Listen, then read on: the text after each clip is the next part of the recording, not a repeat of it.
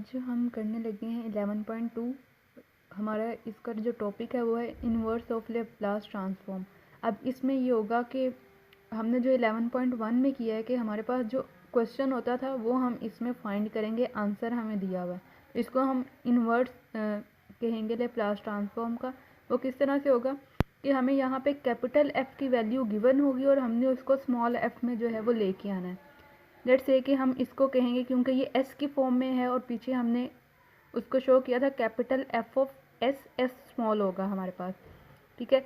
अब ये आपके पास फॉर्म है S minus to over S square minus two, ठीक है। तो यहाँ से हमारे पास इसको जो है या तो आप दो तरह से इस क्वेश्चन को भी कर सकते हैं। या तो हम इसका स्क्वायर रूट लेके मीन्स के under root two whole square लेके तो इसको लिख सकते हैं S minus two and under root S plus two. लेकिन उससे भी क्या होगा, कॉम्प्लिकेशन, हमें दोबारा से इसको सेपरेट करना पड़ेगा, तो वो मैंने लास्ट में प्रोसेस किया है। ये आपके पास इक्वेशन दी हुई है S minus to over S square minus two, ठीक है। तो यहाँ पे हम एस के नीचे भी इस वैल्यू को लिख सकते हैं और टू के नीचे भी, ये मैंने सेपरेटली यहाँ पे मेंशन कर दिया। अब इन्वर्स कह रहे हैं हम कि हमारे पास क्या होता है formula, Laplace transform of F of T is equal to capital F of S. तो इन्वर्स फाइंड कर रहे हैं तो इसका मतलब है कि बोथ साइड पे हम इन्वर्स ले लेंगे, तो यहाँ पे लेप्लास जो था वो कैंसिल हो गया, F of T is equal to inverse of capital F of S, ठीक है। तो इस यहाँ पे हमारे पास कैपिटल एफ ऑफ एस के हमने दो पार्ट्स बना लिए हुए हैं, तो यहाँ पे भी इन्वर्स अप्लाई होगा, यहाँ पे भी इन्वर्स अप्लाई होगा। यहाँ पे हुआ तो यहाँ पे आप इसको देख सकते हो कि पीछे हमने इस क्वेश्चन को सॉल्व किया था कि अगर ऊपर हमारे पास फंक्शन वैल्यू हो मीन्स के एस की फॉर्म में हो और नीचे हमारे पास यहाँ पे दिया हो एस स्क्वायर माइनस हमें इंडिकेट करेगा कि हम इसको हाइपरबॉलिक में लेके जाएंगे। अगर प्लस होता तो ये हमारे पास सिंपल फंक्शन वैल्यू आ जाती कोस की। और यहाँ पे जब हम इन्वर्स लेंगे तो एस जो है वो टी में कन्वर्ट हो जाएगा। हमारे पास वैल्यू ए की है अंडर रूट टू, तो कोस हाइपरबोलिक ए टी, ए की वैल्यू हमारे पास अंडर रूट टू है तो हम वहाँ पे मेंशन कर देंगे। अब यहाँ पे क्या है कि हमारे पास ऊपर टू है, तो इसका मतलब है कि टू को हम क्या लिख सकते हैं, under root two whole square, means कि हम इसको दो पार्ट्स में डिवाइड कर सकते हैं क्योंकि नीचे भी क्या है अंडर रूट टू स्क्वायर है। तो इसका मतलब है कि ये हमारे पास साइन हाइपरबोलिक में कन्वर्ट हो जाएगी, अंडर रूट टू बाहर आ गया और हमारे पास बाकी वैल्यू बची under root two over S square minus under root two whole square which is equal to sine hyperbolic under root two T. ये था हमारा फर्स्ट क्वेश्चन। सेकंड क्वेश्चन हमारे पास सेम उसी प्रोसीजर से ही होगा। अगर तो हम इसको बाय कंप्लीटिंग स्क्वायर से कर सकते हैं तो हम उससे कर लेंगे, अगर नहीं कर सकते तो हम डिफरेंट मेथड भी यहाँ पे अप्लाई कर सकते हैं, लेकिन जो क्वेश्चन है उसकी स्टेटमेंट को सही रखना है, ये नहीं है कि आगे पीछे कर दें उसको। नेक्स्ट आप उसी तरह से या तो जिस तरह से, अगर तो ये जिस तरह यहाँ पे था कि s माइनस टू और एस स्क्वायर माइनस टू था, तो ये दोनों वैल्यूज़ जो है वो इक्वेट नहीं हो रही थी, ठीक है। ना हम ऊपर स्क्वायर बना सकते थे, ना ही जो है वो नीचे कोई वैल्यू को ऐड या सब्ट्रैक्ट करके बाय कंप्लीटिंग स्क्वायर इसको कर सकते थे। अब यहाँ पे क्या है, आपके पास नीचे है S square minus six x plus 18, तो नीचे अगर मैं यहाँ पे देखूँ तो ये हमारे पास फॉर्मूला बन रहा है a plus B whole square. यहाँ पे a is equal to S and b is equal to 3 है, ठीक है। तो a minus B whole square आ रहा है, तो मीन्स के 9 प्लस 9 में इसको लिख सकती हूँ। 9 प्लस 9 लिखा तो ये हमारे पास आ गया S square minus 3 whole square plus 9। अब ऊपर आपके पास क्या है 3s प्लस 1। मैं क्या कर सकती हूँ, यहाँ पे हमने कुछ वैल्यू इस तरह से अरेंज करनी है कि नीचे वाली वैल्यू के साथ यहाँ तो इक्वल आ जाए, ठीक है। अगर आ सकता है तो वो कैंसिल आउट हो सकता है, सिंप्लीफिकेशन की तरफ जा सकते हैं हम। तो यहाँ पे 3s मैंने 9 को ऐड भी कर दिया और सब्ट्रैक्ट भी किया। जब 9 को ऐड और सब्ट्रैक्ट किया तो नीचे वाली वैल्यू ऊपर बन गई, मीन्स के s माइनस 3 बन रहा है अगर हम 3 कॉमन लें फर्स्ट और थर्ड में से, तो ये हमारे पास आ गया 3 इंटू एस माइनस 3 प्लस 10, ठीक है। तो अब इस वैल्यू के नीचे मैं मेंशन कर सकती हूँ इस पूरी वैल्यू को, और 10 के नीचे भी इसको मेंशन कर सकती हूँ सेपरेटली। अगर मैं इसके नीचे मेंशन कर रही हूँ तो इसका मतलब है कि हमारे पास यहाँ पे क्या आ सकता है s माइनस 3। अब इस चीज़ को हमने देखना है कि प्रीवियस जो हमने क्वेश्चंस किए थे उसमें एक चीज़ थी कि अगर हमारे पास फंक्शन के साथ मीन्स के एस के साथ 3 या कोई भी ए बी कोई भी इन्वॉल्व होता है तो इसका मतलब है कि वहाँ पे एक्सपोनेंशियल टर्म मौजूद है। तो यहाँ पे 3 को ख़त्म करने के लिए हम मेंशन करेंगे e⁻3t। ये फार्मूलाज भी हैं जो 11.1 को करने के लिए हमने यूज़ किए हैं, उन्हीं को ही हम अब रिवर्स प्रोसेस के थ्रू यहाँ पे बना रहे हैं। पहले हमारे पास क्या होता था, ये वैल्यू होती थी और हम वहाँ पे e⁻3t की वैल्यू को पुट कर देते थे। मीन्स के जो भी हमारे पास a होगा उसको हम s के साथ जो है वो ऐड या सब्ट्रैक्ट करते हैं, वो डिपेंड कर रहा होता है कि इसकी वैल्यू क्या है। ठीक है, तो जब ये आपके पास आ गया -3 हमने रिमूव किया क्योंकि यहाँ पे हमने e⁻3t लिख दिया, ये आ गया s/s² प्लस 3²। ठीक है, 9 था तो 9 को हम 3² लिख सकते हैं। दूसरी साइड पे क्या है हमारे पास कि 10 है, 10 को हम बाहर लिख सकते हैं। ठीक है, ऊपर क्या आ रहा है, कुछ भी नहीं था, मीन्स के 1 था। यहाँ पे क्या है आपके पास 3²। इसका मतलब है कि हम यहाँ पे क्या कर सकते हैं, 3 से मल्टीप्लाई भी कर सकते हैं और डिवाइड भी कर सकते हैं। 3 से मल्टीप्लाई और डिवाइड किया तो हमारे पास यहाँ पे आ गया 3/s-3 प्लस 3²। तो अब यहाँ पे है हमारे पास दोबारा से s-3, तो इसका मतलब है कि यहाँ पे भी क्या हम उसको लिखेंगे e⁻3t। अब ये आपके पास फॉर्मूला बन गया है cos at का और ये आपके पास sin at का, where a is equal to 3, और यही हमने फाइंड करना था। नेक्स्ट हम क्वेश्चन नंबर 4 करेंगे इन्वर्स लेप्लास ट्रांसफॉर्म का, क्योंकि क्वेश्चन नंबर 3 सेम है जैसे कि क्वेश्चन नंबर 2 और क्वेश्चन नंबर 1 है। क्वेश्चन नंबर 2 जब हम देखते हैं यहाँ पे भी देखें हमारे पास क्या है, as+b/s² plus 2cs+d।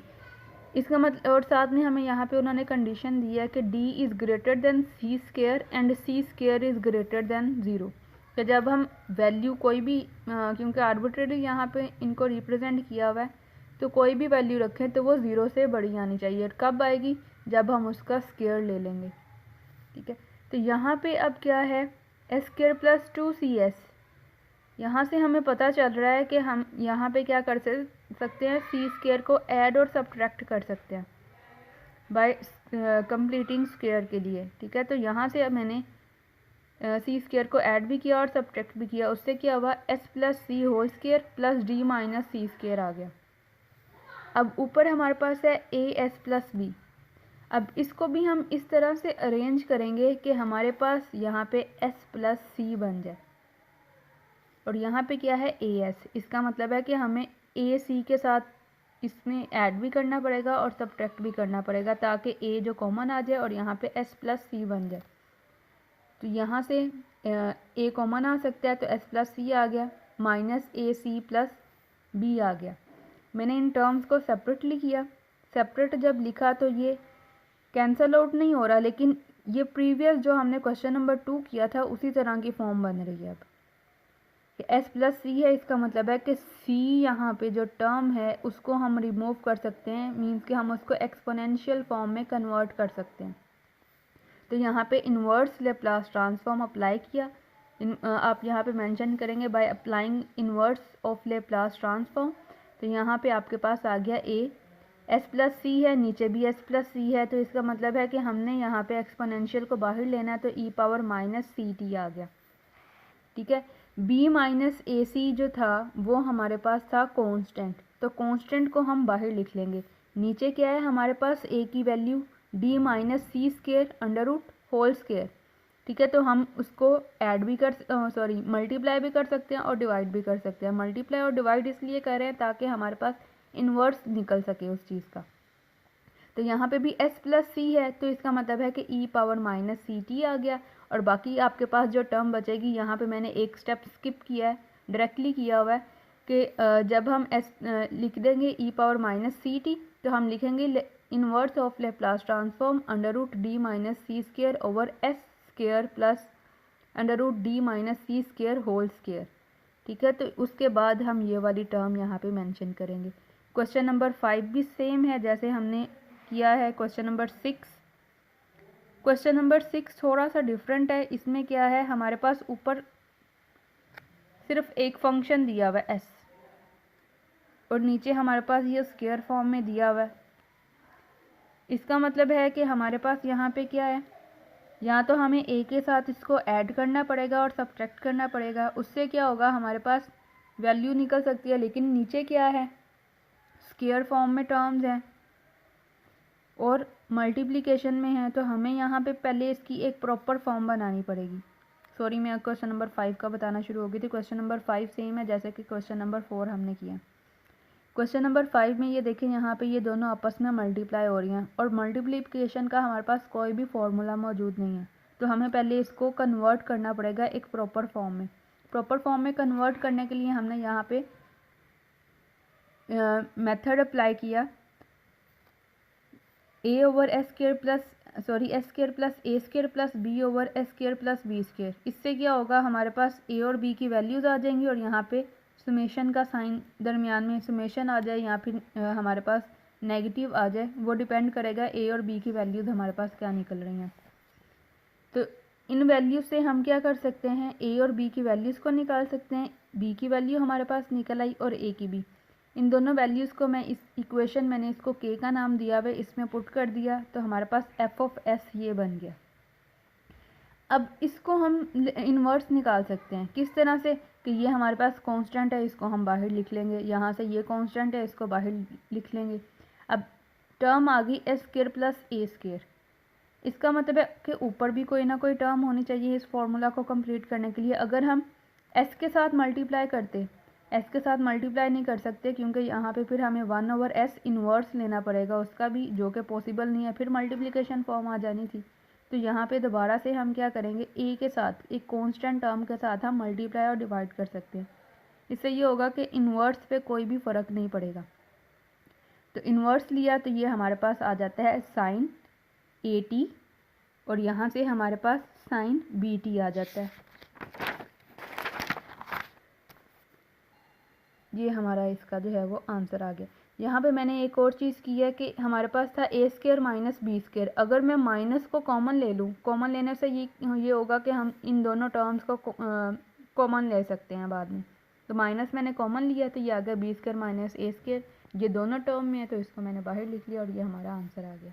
Question number 7 same है जैसे कि क्वेश्चन नंबर 6 किया है।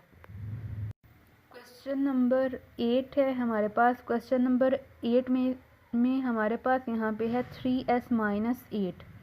तो यहाँ से 3s के लिहाज से हमारे पास मीन्स के कांस्टेंट के साथ अगर मल्टीप्लिकेशन हो रही है फंक्शन की, तो उस टाइप में हमारे पास कोई भी क्वेश्चन नहीं है, मीन्स के उसकी लेप्लास फॉर्म का आंसर है वो नहीं दिया हुआ। तो हमें यहाँ पे सिंपल s चाहिए।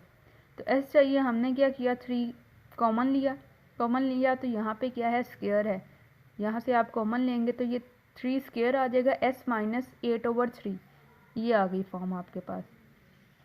ठीक है, ऊपर से भी आप इस तरह से कर सकते हैं, ये इसलिए कर रहे हैं ताकि ये s माइनस 8/3 इस फॉर्म में आंसर आ सके। ठीक है, तो यहाँ पे जब मुझे ऊपर भी चाहिए s माइनस 8/3, तो मैं सिंपल क्या करूँगी, यहाँ पे 8/3 से ऐड भी कर दूंगी उसको और सब्ट्रैक्ट भी कर दूंगी। जब ऐड और सब्ट्रैक्ट किया तो हमारे पास वैल्यू आ गई s माइनस 8/3 और इनका जो है वो मैं LCM लेके सोल्यूशन निकाल लूँगी, जो हमारे पास आता है 71 ओवर 21।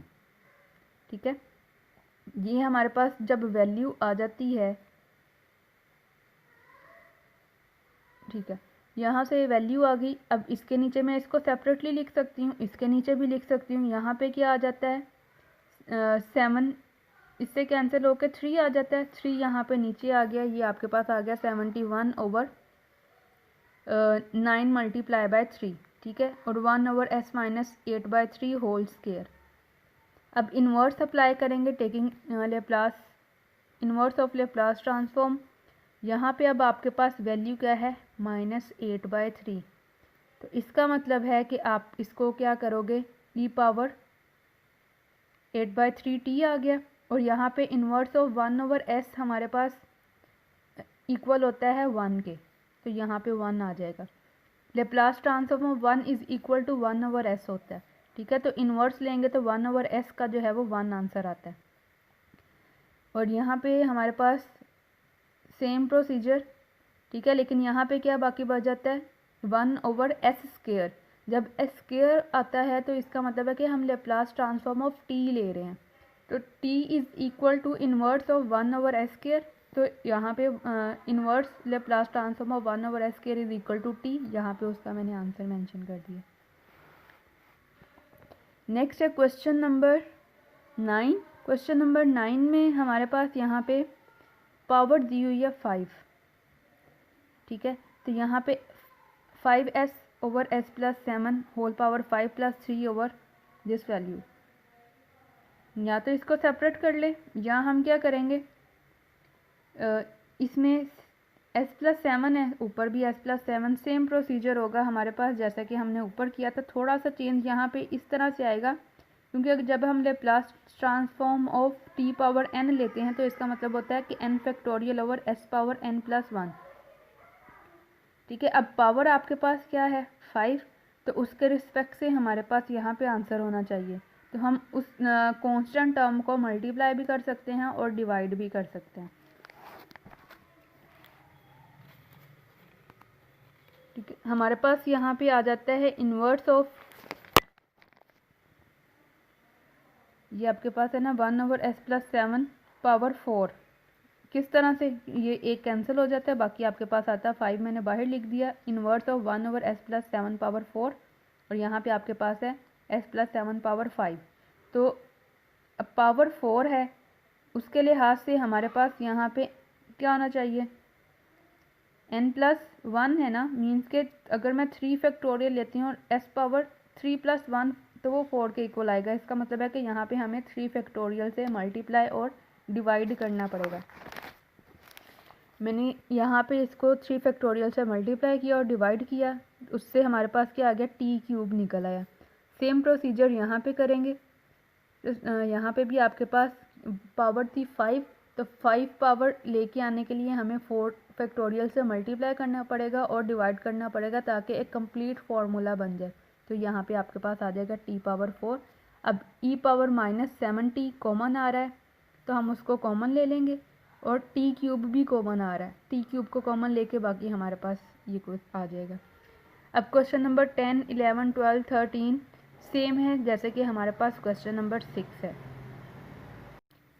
क्वेश्चन नंबर 14, 11.2 का सेम है, इन रिवर्स प्रोसेस है। क्वेश्चन नंबर 24 का 11.1, ये मैंने मेंशन भी किया है, मैं आपको करवा भी देती हूँ इसका। यहाँ पे आर्क tan का मतलब होता है कि tan inverse tan inverse a/s। ठीक है, तो यहाँ पे आपके पास f(s) है। इन्वर्स जब अप्लाई करेंगे, यहाँ पे इन्वर्स लेने से हमारे पास क्या आता है, inverse of f(s) is equal to -1/t। ये मैंने यहाँ पे इसका जो है वो बाय डेफिनेशन फार्मूला मेंशन किया कि -1/t Laplace inverse d/ds f(s). ठीक है, तो हमारे पास यहाँ पे कैपिटल f(s) की जो वैल्यू है वो इक्वल है tan इन्वर्स ऑफ a/s की। यहाँ पे बाय डेफिनेशन इसको सॉल्व करेंगे। यहाँ पे आपके पास इन्वर्स tan इन्वर्स जब भी आता है तो उसका फॉर्मूला हमारे पास होता है 1/1 प्लस जो भी वहाँ पे a की या b की x की वैल्यू होगी वो यहाँ पे पुट कर दी जाती है, और उसका जो है वो डेरिवेटिव ले लिया जाता है टर्म का। तो ये आ गया -a/s²। ठीक है, तो यहाँ पे अब क्या है, हमारे पास एलसीएम ले लें, इसका एलसीएम लेने से इसका एलसीएम लेंगे और यहाँ पे मल्टीप्लाई कर देंगे। ये आ गया। अब s² से कैंसिल हो सकता है, 1/t, माइनस भी बाहर आ गया, माइनस माइनस प्लस हो गया, inverse of a/s² plus a²। ऊपर अगर कांस्टेंट टर्म है और यहाँ पे नीचे भी कांस्टेंट है फंक्शन के साथ और दरमियान में पॉजिटिव का साइन है, तो इसका मतलब है कि हमारे पास वो साइन की वैल्यू दी गई है, सिंपल फंक्शन साइन की, sin 80। ठीक है, तो ये मैंने मेंशन कर दिया। क्वेश्चन नंबर 15 है natural log of s² + 1/s-1 whole square. अब यहाँ पे हम पहले देखेंगे कि ये हमारे पास कौन सी फॉर्म बन रही है। तो हमने यहाँ पे एक फॉर्मूला किया था कि Laplace transform of t power n f(t) means के अगर t मल्टीप्लाई हो रहा है फंक्शन के साथ तो वहाँ पे हम हमेशा -1/n d/ds Laplace transform of f(t) लेते हैं। ठीक है, तो अगर हमारे पास n इज़ इक्वल टू 1 है तो इसका मतलब है कि सिर्फ फर्स्ट डेरिवेटिव ही हमें वहाँ पे निकालना पड़ेगा और Laplace of F of T is equal to capital F of S होता है। अब एफ ऑफ एस की वैल्यू हमारे पास क्या है, natural log of S square plus 1 over S minus 1 whole square. ठीक है, तो जब डेरिवेटिव लिया जाता है, डेरिवेटिव हमारे पास यहाँ पे क्या है, नेचुरल लॉग, इसको हम नेचुरल लॉग में क्या है, ये दो आपस में नेगेटिव साइन के साथ ही तो हम कॉमन लेके इसको डिवीजन की फॉर्म में लिख सकते हैं। तो ये इसकी फॉर्म आ गई, इसकी पावर 2 थी, 2 स्टार्टिंग में आ गया, 2 natural log of S minus 1। अब इनका डेरिवेटिव ले लेंगे, डेरिवेटिव लिया 1 over S square plus 1 into 2s आ गया, यहाँ पे 2 ओवर एस माइनस 1 इंटू 1, ये हमारे पास टर्म्स आ गई हैं। दूसरी साइड पे हमारे पास था T F of T is equal to inverse of inverse Laplace transform, यहाँ पे अप्लाई किया तो ये हमारे पास इक्वेशन आ गई। यहाँ पे है 1 ओवर एस माइनस 1, इसका मतलब है कि यहाँ पे क्या है, ई पावर टी है, और inverse of 1 over S is equal to 1 होता है। तो यहाँ पे आपके पास वैल्यू आ गई, उसकी 1 को मल्टीप्लाई किया यहाँ पे, तो ये बाकी बच गया। ऊपर है हमारे पास -2 बाहर आ जाएगा, S over S square plus 1 function है, ऊपर नीचे भी हमारे पास फंक्शन है, प्लस 1 है, तो ये हमारे पास कोस टी के इक्वल होता है। ये हमारा इसका आंसर आ गया। क्वेश्चन नंबर 16 भी सेम है जैसे कि क्वेश्चन नंबर 15 था। क्वेश्चन नंबर 17 भी आप लोग कर सकते हैं कि यहाँ पे भी क्या है आपके पास, क्वेश्चन नंबर 17 में आपको करवा देती हूँ। ये आपके पास एक फंक्शन दिया गया है, ठीक है, मीन्स के अब क्या है हमारे पास ई पावर -3s, मीन्स के जो हमने फॉर्मूला अप्लाई किया था कि एक्सपोनेंशियल जब मल्टीप्लिकेशन में आ रहा हो तो वहाँ पे हम फंक्शन को एक सेपरेट ले लेते हैं। यहाँ पे F of S is equal to 1 over S square into S square plus 9 के इक्वल है, 9 इज़ इक्वल टू 3 स्क्वायर। तो यहाँ से हम पार्शली इसको फाइंड कर लेंगे, फाइंड करके हमारे पास जो भी इसका सोल्यूशन आया वो ये आ गया। इन्वर्स लेप्लास ट्रांसफॉर्म अप्लाई किया, हमारे पास इसकी वैल्यू ये निकल आई। ठीक है, अब यहाँ पे हम फॉर्मूला अप्लाई करेंगे कि Laplace of u of A T F of T minus A is equal to E power minus A S F of S. E power minus A S हमें दिया हुआ है, एफ ऑफ एस हमने consider कर लिया था कि ये हमारे पास एफ ऑफ एस है, ई पावर -3s। अब यहाँ पे जहाँ जहाँ ए है उसको हम -3s के साथ रिप्लेस कर देंगे, तो ये हमारे पास यहाँ पे आ जाता है u of 3t F of t minus 3।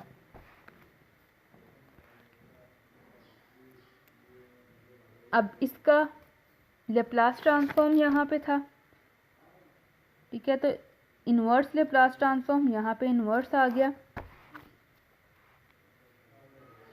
ये आ गया आपके पास। तो फ्रॉम 2 इक्वेशन 2 में क्या है, t को हम t माइनस 3 के साथ रिप्लेस कर देंगे। ये हमारे पास एफ ऑफ टी जो हमने निकाला था, यहाँ पे t को हम t माइनस 3 के साथ जब रिप्लेस करेंगे तो हमारे पास इसकी वैल्यू निकल आती है ये वाली। ठीक है, अब u of 3t F of t minus 3, u of 3t वैसे का वैसे ही आ जाएगा और t माइनस 3 की जो भी वैल्यू थी वो यहाँ पे हम मल्टीप्लाई कर देंगे। अब ये हमारे पास वैल्यू निकल आई है और ये हमारे पास जो है क्वेश्चन है, मीन्स कि ये इसके इक्वल था, ये क्वेश्चन था हमारा और ये इसका आंसर निकल आया। आंसर को हम यहाँ पे पुट कर देंगे तो ये हमारे पास इसका सोल्यूशन निकला है। क्वेश्चन नंबर जो हमारे पास 18, 19 और 20 है वो सेम है जैसे कि हमने अभी क्वेश्चन नंबर 17 की।